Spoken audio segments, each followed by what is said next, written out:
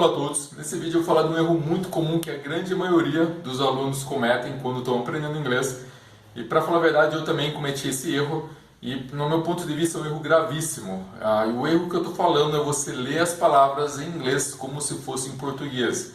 E nesse vídeo eu vou explicar por que isso é tão grave. O que acontece é que nós aprendemos por repetição, então tem até aquela frase "practice makes perfect", ou seja, a prática leva à perfeição. E prática, se for ver, é um monte de repetições. E quando você lê uma palavra em inglês, a probabilidade de você errar é muito grande, porque o inglês não é que nem o português. Até no português tem palavras que a pronúncia é diferente, né? Por exemplo, a palavra casa, ela tem som de Z, mas se escreve com S. Só que no inglês isso aí é muito mais frequente. Então, até as palavras que são parecidas com o português ou idênticas, a grande maioria ela tem uma pronúncia diferente, ou pelo menos a sílaba tônica é diferente. E quando você faz isso, você está repetindo várias vezes essa palavra, às vezes mentalmente ou verbalmente quando você fala, e você está criando micro-registros no seu cérebro, né? Então você está enraizando essa pronúncia errada e vai ser muito mais difícil para você eliminar essa pronúncia futuramente. E quando eu comecei a dar aula de inglês, uma coisa que eu não entendia direito é que eu sempre corrigia o aluno e o aluno continuava pronunciando a palavra errada. É um exemplo da palavra police, né, que uma grande maioria, quando está aprendendo inglês, acaba falando policy, que dá a impressão de ser uma outra palavra. Na verdade, a pronúncia é bem simples, né, é praticamente a mesma coisa que no português, só que sem as duas últimas vogais. Então, no português é polícia e no inglês é police, é só você eliminar essas duas vogais. E às vezes o aluno falava, pronunciava errado, e quando eu corrigia, em menos de 3 minutos, quando ele lia uma frase ou um parágrafo que tinha essa palavra, ele continuava cometendo o mesmo erro. E eu lembro que eu ficava sem saber por que isso acontecia, eu ficava meio revoltado, falei, não, você pode estar de sacanagem, eu acabei de corrigir o aluno e ele comete o mesmo erro. Mas isso acontece porque quando a gente repete a palavra várias vezes, então uma correção só não é suficiente para você eliminar 20 ou 30 repetições. E quando eu mudei para os Estados Unidos, eu tinha 21 anos, agora eu tenho 42, então foram 21 anos atrás.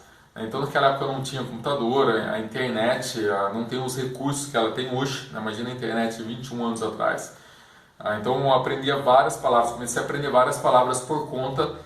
E eu aprendi as palavras no dicionário, então tinha os símbolos fonéticos, mas eu não entendia os símbolos fonéticos quando eu estava aprendendo inglês. Eu achava que estava aumentando o meu vocabulário, né? Só que eu lia as palavras em português. Eu lembro do momento que estava num grupo de americanos, todo mundo falando inglês, eu tinha aprendido a palavra famous, que seria famoso, só que ela se escreve famous. Então eu esperei um momento lá para falar uma frase, porque quando você aprende várias palavras, você fica ansioso, né? Você quer pôr em prática. Eu falei, she's very famous, em vez de she's very famous. E eu lembro que todo mundo olhou pra mim, porque eu falei uma frase, a frase errada, e ninguém entendeu, e todo mundo tentando entender. E ficou aquele momento constrangedor. Depois eles entenderam, eles corrigiram. Mas o que acontece é que você fica com conflito de pronúncia, né? Porque tem aquela pronúncia errada, que você repetiu 10, 20, 30 vezes, e a pronúncia correta. E o que acontece é bem provável que você continue falando errado, porque o número de repetições erradas é muito superior a apenas uma correção. Uma dica que eu sempre dou para meus alunos, eu falo que é melhor não aprender do que aprender errado.